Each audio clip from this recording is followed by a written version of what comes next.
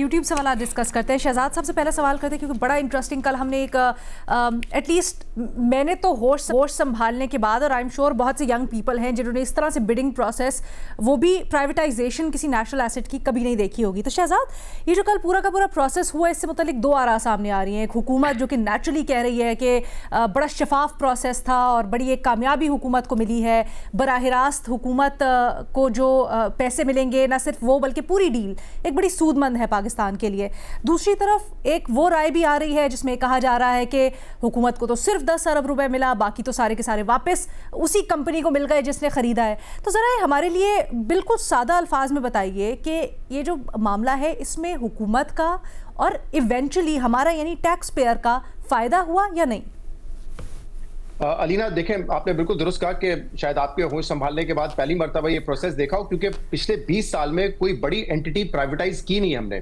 PTCL और के electric हुए थे 2004-5 में, इसके बाद तो कोई ऐसी प्राइवेटाइजेशन नहीं हुई। कुछ इदारों के शेयर्स हमने जरूर बेचे हैं, लेकिन एंटिटीज को इस तरह प्राइवेटाइज नहीं किया गया है। जितनी भी एफर्ट्स थी खासतौर पे पीआईए को लेकर, इससे पहले वो नाकाम साबित हुई हैं।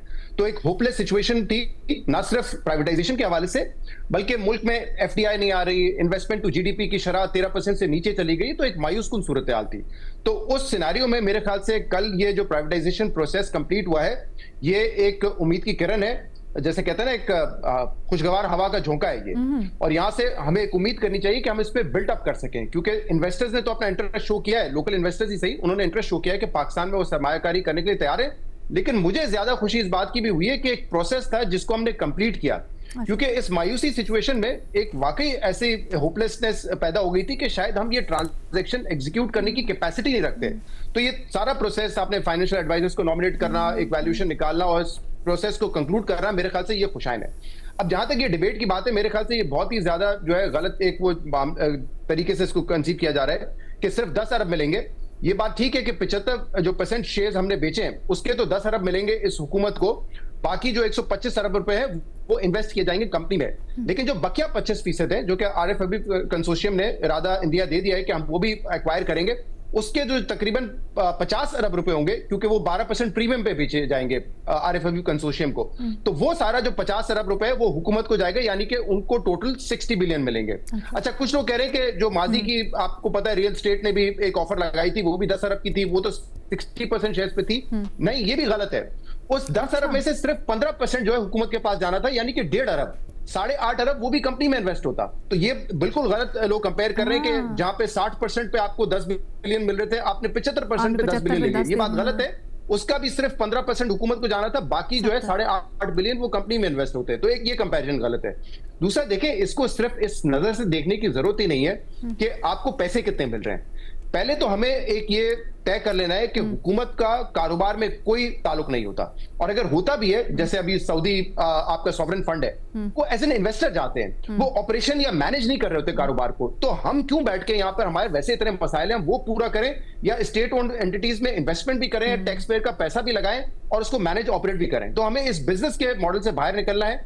हमारा हुकूमत का काम पॉलिसी मेकिंग होना चाहिए, रेगुलेट करना होना चाहिए। दूसरा ये कि ये जो 125 अरब रुपए जब बिजनेस में इंजेक्ट होंगे, इससे ऑब्वियसली जो इसकी जो पोटेंशियल है, पीआईए की कंपेटिटिवनेस बढ़ेगी, इसका पोटेंशियल बेहतर होगा, और उससे हमें उम्मीद ये करनी चाहिए कि इतनी एयरलाइन ग्रो करे कि उससे ये टैक्स पेयर पैसा बना, जो टैक्स पेयर का पैसा झोंका जाता है, उल्टा ये टैक्स हासिल करे और वो अवाम में जो है मदद के लिए अवाम के ऊपर खर्च हो इवेंचुअली हुकूमत की टीम में। मैं आपको मिसाल दे देता हूं। इस साल बजट में हुकूमत ने 35 अरब रुपए तकरीबन रखे हैं पीआईए के लिए, जिसमें से लाइबिलिटीज भी हैं, जो कि अभी भी ऑब्वियसली हुकूमत के सरी है, क्योंकि लाइबिलिटीज को जो है उन्होंने अलग कर लिया है, बैलेंस शीट को क्लीन कर लिया है, तो वो तो अदा करने पड़ेंगे।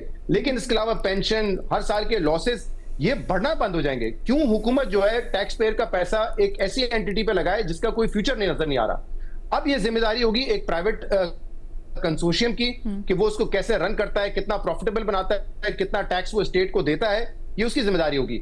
आप यहां पे बैठ के देखें, हमारे यहाँ रिलीजियस टूरिज्म इतना ज्यादा होता है सऊदी अरब तक, लेकिन उसमें निजी एयरलाइंस ज्यादा बेहतर कंपीट कर रही होती है, मिडिल ईस्टर्न एयरलाइंस कंपीट कर रही होती है। तो ये सारा ट्रैफिक जो 40 लाख अगर लोग इस्तेमाल करते हैं पीआईए को, हम उसको क्यों नहीं बढ़ा सकते? हमारे पास तकरीबन 150 से ज्यादा एयरपोर्ट्स लैंडिंग फैसिलिटीज है, उसको हम क्यों नहीं बेहतर बना सकते? अगर आपने यहाँ यूके जाना होता है, आप मिडिल ईस्ट फ्लाइट लेके जाते हैं, 7 घंटे की फ्लाइट आप 14 घंटे में तय कर रहे होते हैं, क्यों हम इन एयरलाइंस को बेहतर बना के ये सफर 7 घंटे का क्यों नहीं प्रोवाइड कर सकते? इतने सारे ओवरसीज पाकिस्तानी आपको भी मिलते होंगे, वो बर्तानिया में रहते हो, कनाडा में रहते हो, न्यूयॉर्क में रहते हो, वो कहते होंगे कि हमें 24 घंटे की फ्लाइट लेके आना पड़ता है पाकिस्तान। क्यों आप स्ट्रेट फ्लाइट नहीं दे सकते पैसे का कंट्री टू पाकिस्तान? तो मेरे ख्याल से ये एयरलाइन मकसद सिर्फ ये नहीं कि पैसा कितने कमाना है, 2 मकसद है। इस एयरलाइन को बेहतर बनाना है और टैक्स पेयर का पैसा बचाना है। क्यों हर बजट में 30-35 अरब रुपए पीआईए के लिए रखे जाएं? That is the more important question. मतलब ब्रांड वैल्यू भी देखी गई है, उसको किस तरह से आगे लेके चलना है वो भी देखा गया है, और इसमें हुकूमत का या टैक्स पेयर का क्या फायदा होता है वो दोनों और की गई है। बहुत शुक्रिया शहजाद इकबाल साहब, बड़े अच्छे तरीके से हमें समझाया। चीमा साहब, आपके लिए आज सवाल आया खतरनाक। वजीर इत्तलात अता तारड़ के मुताबिक जदीद दौर में गलत मालूमात का फैलाव एक बड़े सिक्योरिटी खतरे की शक्ल इख्तियार कर चुका है। इस खतरे से कैसे निपटा जा सकता है? अलीना, इसमें एक खुशी वाली बात यह है कि हुकूमत को इस बात का एहसास होने लग पड़ा है कि सोशल मीडिया पर तवज्जो देना कितना जरूरी है। ये इनकी तरजीहात में ये बात नहीं आती थी, अब ये आना शुरू हो गई है, या कम से कम उन्हें इस बात का एहसास हो रहा है। अब यह है कि जब इनको एहसास होगा तो एक तो खुद इनको अंदाजा हो जाएगा कि इससे कैसे निपटना है, लेकिन जो मैं समझता हूँ उसमें इनको इस महाज पर ज्यादा अपनी फोर्स, अपनी टीम को डिप्लॉय करना पड़ेगा। और जो ही कोई किसी किस्म का कोई इस तरह का कोई झूठ या कोई ट्रेंड जो है वो अभी बनना शुरू होता है, फौरी तौर पे उसका एक तदारुक जरूरी है, फौरी तौर पे उसका काउंटर जरूरी है। ये आमतौर पर उठते हैं तीसरे दिन, और ये बात हमने रिसेंटली जो ऑस्ट्रेलिया वाला इंसिडेंट हुआ कि वो बंदा पाकिस्तानी है, इंडियन है या किधर है, उसमें भी हमने ये देखा कि तीसरे दिन जाकर ये प्रेस कॉन्फ्रेंस कर रहे हैं। इनको पहले दिन ही करनी चाहिए, और जो ही ये ट्रेंड बनना शुरू होता है पहले घंटे के अंदर अंदर इनके पास उसका काउंटर होना चाहिए, और लोगों को भी रियलाइज कराना चाहिए कि ये जो बात फैल रही है ये झूठी है, और ये वाकई बड़ा डेंजरस है। ये पूरी सोसाइटी में नफूज पजीर हो रहा है। यानी कि आप ये है कि आप जरा इमेजिन करें कि लोग किसी झूठ को सच समझ के राय बनाएं, वो उसकी बुनियाद पे किसी से नफरत करें, किसी के बारे में वायलेंट हो जाए, ये कितना डेंजरस है, ये बहुत ज्यादा डेंजरस है। तो चले देर आए दुरुस्त आए। अब यह है कि इनको बातों से बढ़ के इस पर कोई बाकायदा से कोई एक हिकमत अमली सामने लानी चाहिए, इस पर काम करना चाहिए। चीमा साहब, आपकी निशानदेही बिल्कुल दुरुस्त है, आपका तज्जिया बिल्कुल दुरुस्त है, बल्कि पर्सनल इनपुट आप, मेरा ख्याल है मैंने इसके ऊपर पहले भी बात की थी कि अभी जब मैं EU में गई तो वहाँ पर उनकी जो डिसइंफो लैब है उसको बड़े करीब से देखा, किस तरह से वो फ़ौरन डीबंक करते हैं और ट्रांसपेरेंटली सब कुछ डीबंक करते हैं, बड़ा अहम था। लेकिन सर ये हमेशा खदशा मौजूद होता है ख़ासकर पाकिस्तान में कि इसकी आड़ में, यानी गलत मालूमात, झूठ, फेक न्यूज़ की आड़ में, उसको रोकने की आड़ में राय को ही सल्ब कर दिया जाता है, उसको ख़त्म कर दिया जाता है, आज़ादी राय मुतासिर होती है।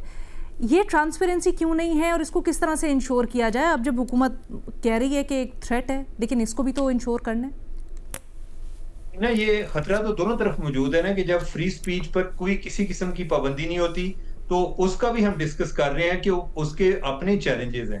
अब जब पाबंदियां लगनी चाहती हैं तो उसमें गवर्नमेंट अपना मुफाद देखती है कि जो एक एंटी गवर्नमेंट कोई भी किसी किस्म का नैरेटिव हो वो उसको एक नेशनल सिक्योरिटी करार देकर उसको सप्रेस करने की कोशिश करते हैं। ये तो एक चैलेंज है। लेकिन आप ये देखें ना कि अभी अमेरिका में उन्होंने जो भी फैक्ट चेकिंग करने वाली ऑर्गेनाइजेशंस हैं उनके वीजों पर पाबंदी लगा रहे हैं। सोशल मीडिया पे कोई इस तरह की कोई एक्टिविटीज में एंगेज लोग जो हैं उनको वो डिस्करेज कर रहे हैं। तो आइडियली तो ये है कि जो इस तरह के जो बड़े अदारे हैं, लेकिन माज़रत चीमा साहब, आप अमेरिका की मिसाल दे रहे हैं, यहाँ पर अमेरिका की मिसाल आइडियल तो नहीं है। जो सहाफत का अमेरिका में इस वक्त हाल है और वहाँ पर सहाफ़ी किस तरह से प्रोटेस्ट कर रहे हैं ट्रंप के इंतजामिया के खिलाफ, वो तो सबके सामने है। तो फिर उसको यहाँ पर किस तरह से? नहीं, मैं तो आपको ये बता रहा हूँ ना कि जो एक फैक्ट चेकिंग है इसके खिलाफ कितना एक एनवायरनमेंट होस्टाइल होता जा रहा है, इवन बैन अवी लेवल पे, और अमेरिका उसमें इनिशिएट कर रहा है। और ये बात असल में मैं इस तनाज़ुर में कर रहा था कि आइडियली ये होना चाहिए था कि जो बड़े टेक जायंट्स हैं, ट्विटर है, फेसबुक है, इनको इसमें लीड रोल प्ले करना चाहिए था। लेकिन जिस मुल्क में है, या एक तो उनको प्रॉफिट भी ज्यादा एक झूठ में नजर आ रहा है, और दूसरा जो उधर की गवर्नमेंट है वो इस तरह की चीजों को और ज्यादा इंकरेज कर रही है। तो हम अभी उनकी तरफ देखने की बजाय हमें अपने लेवल पर इस पर जरूर तवज्जो देनी चाहिए कि जो हम कर सकते हैं वो हमें करना चाहिए। अच्छा, बहरहाल मैं बुनियादी मकसद मेरा सवाल करने का ये था कि मैं जानना चाह रही थी कि किस तरह से हम वो एक बैलेंस क्रिएट कर सकते हैं कि झूठी खबरें, फेक गलत मालूमात का फैलाव भी ना हो, उसकी रोकथाम हो बल्कि, और ये भी इंश्योर किया जा सके कि आज़ादी राय किसी तरह से मुतासिर ना हो, ये हर हालत में इंश्योर किया जा सके। मेरा ख्याल है उसका बेहतर तरीका यही है कि हर चीज़ ट्रांसपेरेंटली की जाए और ये बताया जाए फैक्ट्स एंड फिगर्स के साथ कि अगर किसी चीज़ को रोका जा रहा है तो क्यों रोका जा रहा है। Thank you so much Cheema साहब। आगे बढ़ते हैं, मोहम्मद अली साहब से सवाल करते हैं। मोहम्मद अली साहब, आपसे पूछा जा रहा है कि पाकिस्तान की सरहद की बंदिश अफ़गानिस्तान में अशिया ख़ोरनोश की कीमतों में मज़ीद इजाफा हो गया है, क्या पाकिस्तान को ये बंदिश बरकरार रखनी चाहिए? बहुत शुक्रिया जी। देखें, मैं समझता हूँ कि इसको कई एतबार से देखा जा सकता है। इंसानी हकूक़ का भी एक पहलू है, माशी मामलात भी हैं और सिक्योरिटी के मामलात भी हैं। इस वक्त पाकिस्तान की रियासत का जो इस पे मौक़िफ़ है वो बड़ा वाज़े और अनएम्बिगुअस है, और वो ये है कि जी खून और तिजारत एक साथ नहीं चल सकती। बुनियादी मतलब इसका ये है कि पाकिस्तान की इस वक्त जो अफ़गानिस्तान के हवाले से हिकमत अमली है कि उनको कायल किया जाए कि वो अपनी सरहदों से दहशतगर्दी की पुष्ट पनाही और सरपरस्ती बंद करे, उसमें एक लेवरेज जो हमारा बहुत इम्पोर्टेंट है वो हमारा ट्रेड रूट है। और पाकिस्तान सबसे बड़ी अलीना उनकी एक्सपोर्ट मार्केट भी है, और आप ये भी जानते हैं कि उनकी चूंकि एक पसमानदा मुल्क है तो ज़्यादातर जो एक्सपोर्ट्स हैं वो सिर्फ एग्रीकल्चरल प्रोडक्ट्स हैं, मतलब फल हैं, ड्राई फ्रूट्स हैं और इस तरह की चीज़ें हैं। तो और ये सर्दी का मौसम है और ये सारी पेरिशेबल गुड्स हैं, तो ये चीज़ जो है मैं समझता हूँ इसका मकसद ही ये कायल करना है अफ़गान हुकूमत को कि जनाब आप अपने सबसे बड़ी एक्सपोर्ट मार्केट से महरूम हो जाएंगे अगर आप पाकिस्तान के अंदर जो दहशतगर्दी हो रही है अफगान सरजमीन से उसकी पुष्पनाही और जो सरपरस्ती है वो नहीं रोकेंगे। तो ये पाकिस्तान की पॉलिसी का हिस्सा है, और मैं समझता हूं आने वाले चंद महीनों में हम ये देख लेंगे कि क्या अगर इसका असर पड़ रहा है और एक नुमाया जो है कमी आती है अफगान सरजमीन से पाकिस्तान के खिलाफ हमलों में, तो मैं समझता हूं कि उसके बाद शायद इस पॉलिसी पे नजरसानी मुमकिन हो। लेकिन इस वक्त जब तक के क्लियर कमिटमेंट काबुल इंतजामिया से अभी तक नहीं की गई, 3 राउंड्स के साथ दोहा में, तुर्की में, सऊदी अरब में, कि जनाब उनकी सरजमीन से दहशतगर्दी नहीं होगी, उससे पहले मैं नहीं समझता कि पाकिस्तान में ये ख्वाहिश पाई जाती है कि उनके लिए ट्रेड रूट खोल दिया जाए। ठीक है।